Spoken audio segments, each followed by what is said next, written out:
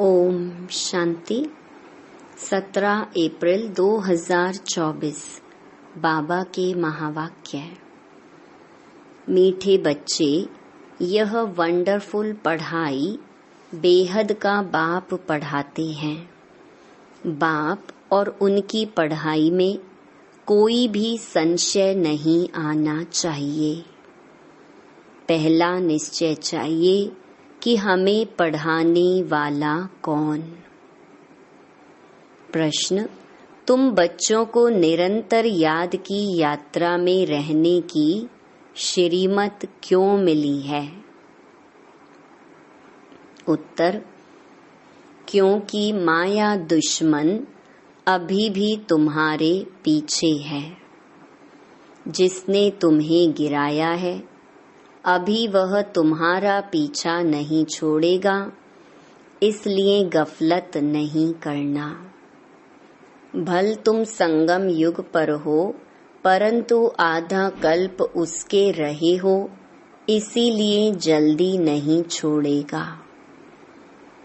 याद भूली और माया ने विकर्म कराया, इसलिए खबरदार रहना है।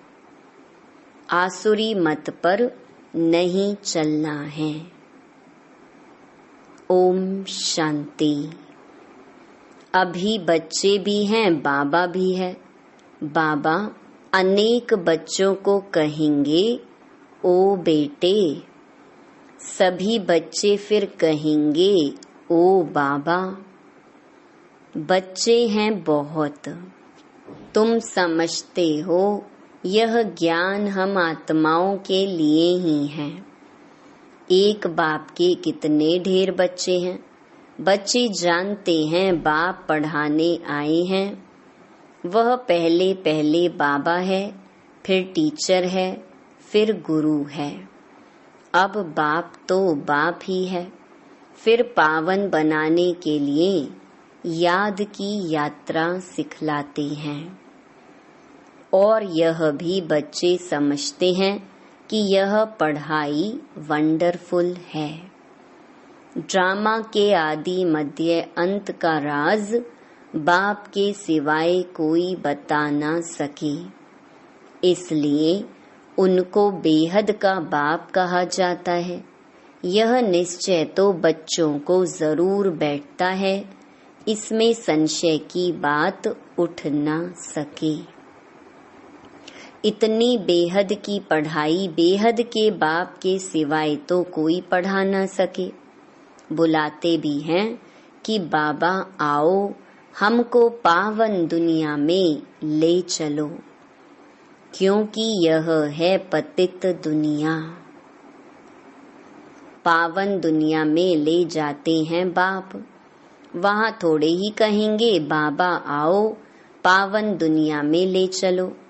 बच्चे जानते हैं हम आत्माओं का वह बाप है, तो देह का भान टूट जाता है। आत्मा कहती है वह हमारा बाप है। अब यह तो निश्चय रहना चाहिए, बरोबर बाप के बिगर कोई इतनी नॉलेज दे नहीं सकता। पहले तो यह निश्चय बुद्धि चाहिए। निश्चय भी आत्मा को बुद्धि में होता है। आत्मा को यह ज्ञान मिलता है, हमारा यह बाबा है। यह बहुत पक्का निश्चय बच्चों को होना चाहिए। मुख से कहना कुछ भी नहीं है। हम आत्मा एक शरीर छोड़ दूसरा लेती हैं। आत्मा में ही सब संस्कार हैं। अब तुम जानते हो बाबा आया हुआ है, हमको ऐसा पढ़ाते हैं, कर्म सिखलाते हैं जो हम इस दुनिया में अभी आएंगे नहीं। वह मनुष्य तो समझते हैं इस दुनिया में आना है। तुम ऐसे नहीं समझते हो। तुम यह अमर कथा सुन अमरपुरी में जाते हो। अमरपुरी अर्थात जहाँ सदा अमर रहे। सतयुग त्रेता है अमरपुरी। बच्चों को कितनी खुशी होनी चाहिए। यह पढ़ाई सिवाय बाप के और कोई पढ़ा ना सके। बाप हमको पढ़ाते हैं और जो टीचर्स हैं वह ऑर्डिनरी मनुष्य हैं। यहाँ तुम जिसको पतित पावन दुख हरता सुख करता कहते हो, वह बाप अब सम्मुख पढ़ा रहे हैं। सम्मुख होने बिगर राजयोग की पढ़ाई कैसे पढ़ाएं? बाप कहते हैं तुम स्वीट बच्चों को यहाँ पढ़ाने आता हूँ, पढ़ाने लिए इनमें प्रवेश करता हूँ। बरोबर भगवानुवाच भी है तो जरूर उनको शरीर चाहिए, न सिर्फ मुख परंतु सारा शरीर चाहिए। खुद कहते हैं मीठे मीठे रूहानी बच्चों, मैं कल्प कल्प पुरुषोत्तम संगम युगे साधारण तन में आता हूँ। बहुत गरीब भी नहीं तो बहुत साहूकार भी नहीं, साधारण है। यह तो तुम बच्चों को निश्चय होना चाहिए, वह हमारा बाबा है, हम आत्मा हैं। हम आत्माओं का बाबा है। सारी दुनिया के जो भी मनुष्य मात्र की आत्माएं हैं उन सब का बाबा है, इसीलिए उनको बेहद का बाबा कहा जाता है। शिव जयंती मनाते हैं, उसका भी किसको पता नहीं है। कोई से भी पूछो शिव जयंती कब से मनाई जा रही है तो कहेंगे परंपरा से। वह भी कब से, कोई डेट तो चाहिए ना। ड्रामा तो अनादि है, परंतु एक्टिविटी जो ड्रामा में होती है उनकी तिथि तारीख तो चाहिए ना। यह तो कोई भी जानते नहीं। हमारा शिव बाबा आते हैं, उस लव से जयंती नहीं मनाते। नेहरू की जयंती उस लव से मनाएंगे, आंसू भी आ जाएंगे। शिव जयंती का किसको भी पता नहीं है। अभी तुम बच्चे अनुभवी हो। अनेक मनुष्य हैं जिनको कुछ भी पता नहीं है। कितने मेले लगते हैं, वहाँ जो जाते हैं वह बता सकते हैं कि सच सच क्या है।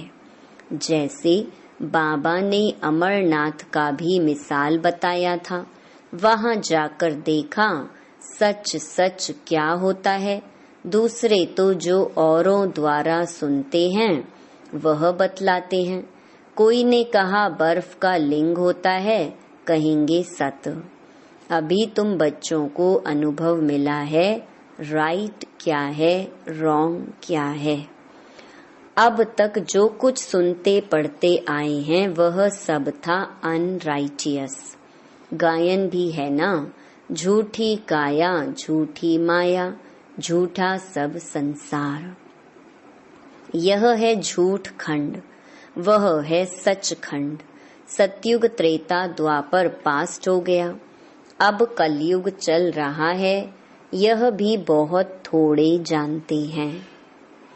तुम्हारी बुद्धि में सब ख्यालात रहते हैं। बाप के पास सारी नॉलेज है, उनको कहते हैं ज्ञान का सागर। उनके पास जो नॉलेज है वह इस तन द्वारा दे हमको आप समान बना रहे हैं। जैसे टीचर भी आप समान बनाते हैं तो बेहद का बाप भी कोशिश कर आप समान बनाते हैं। लौकिक बाप आप समान नहीं बनाते। तुम अब आए हो बेहद के बाप के पास। वह जानते हैं मुझे बच्चों को आप समान बनाना है। जैसे टीचर आप समान बनाएंगे नंबरवार होंगे, यह बाप भी ऐसे कहते हैं नंबरवार बनेंगे। मैं जो पढ़ाता हूँ यह है अविनाशी पढ़ाई। जो जितना पढ़ेंगे वह व्यर्थ नहीं जाएगा। आगे चल खुद कहेंगे हमने 4 वर्ष पहले 8 वर्ष पहले कोई से ज्ञान सुना था, अब फिर आया हूँ। फिर कोई चटक पड़ते हैं, क्षमा तो है, फिर उस पर कोई तो परवाने एकदम फिदा हो जाते हैं। कोई फेरी पहन चले जाते हैं, शुरू में क्षमा पर बहुत परवाने आशिक हो पड़े। ड्रामा प्लान अनुसार भट्ठी बननी थी। कल्प कल्प ऐसा होता आया है, जो कुछ पास्ट हुआ कल्प पहले भी ऐसे हुआ था, आगे फिर भी वही होगा। बाकी यह पक्का निश्चय रखो कि हम आत्मा हैं। बाप हमको पढ़ाते हैं, इस निश्चय में पक्के रहो, भूल ना जाओ। ऐसा कोई मनुष्य नहीं होगा जो बाप को बाप ना समझे। भल फारकती दे देगा तो भी समझेगा हमने बाप को फारकती दी। यह तो बेहद का बाप है, उनको तो हम कभी भी नहीं छोड़ेंगे, अंत तक साथ रहेंगे। यह बाप तो सबकी सदगति करने वाला है, 5000 वर्ष के बाद आते हैं। यह भी समझते हो, सतयुग में बहुत थोड़े मनुष्य होते हैं, बाकी सब शांति धाम में रहते हैं। यह नॉलेज भी बाप ही सुनाते हैं और कोई सुना न सके, किसकी बुद्धि में बैठ न सके। तुम आत्माओं का वह बाप है, वह चैतन्य बीज रूप है। क्या नॉलेज देंगे? सृष्टि रूपी झाड़ की, रचता जरूर रचना की नॉलेज देंगे। तुमको पता था क्या कि सतयुग कब था फिर कहाँ गया? अभी तुम सामने बैठे हो, बाबा बात कर रहे हैं। पक्का निश्चय करते हो, यह हम सभी आत्माओं का बाप है। हमको पढ़ा रहे हैं, यह कोई जिस्मानी टीचर नहीं। इस शरीर में पढ़ाने वाला वह निराकार शिव बाबा विराजमान है। वह निराकार होते भी ज्ञान का सागर है। मनुष्य तो कह देते उनका कोई आकार नहीं, महिमा भी गाते हैं ज्ञान का सागर, सुख का सागर, परंतु समझते नहीं हैं। ड्रामा अनुसार बहुत दूर चले गए हैं, बाबा बहुत नजदीक ले आते हैं। यह तो 5000 वर्ष की बात है। तुम समझते हो हर 5000 वर्ष बाद हमको पढ़ाने आते हैं। यह नॉलेज और कोई से मिल ना सके। यह नॉलेज है ही नई दुनिया के लिए, कोई मनुष्य दे ना सके, क्योंकि तमो प्रधान है। वह किसको सतो प्रधान बना ना सके, वह तो तमो प्रधान बनते ही जाते हैं। तुम अभी जानते हो बाबा हमको इनमें प्रवेश करके बता रहे हैं, और फिर बाप कहते हैं बच्चे गफलत नहीं करना। दुश्मन अभी भी तुम्हारे पीछे है। जिसने ही तुमको गिराया है वह अभी तुम्हारा पीछा नहीं छोड़ेंगे। भल तुम संगम युग पर हो, परंतु आधा कल्प तुम उनके रहे हो तो वह जल्दी नहीं छोड़ेंगे।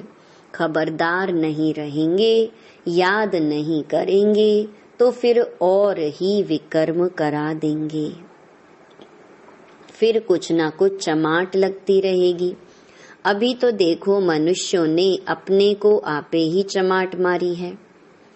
क्या क्या कह देते हैं, शिव शंकर इकट्ठा कर देते हैं। उनका ऑक्यूपेशन क्या है, उनका क्या, कितना फर्क है। शिव तो है ऊंच ते ऊंच भगवान, शंकर देवता।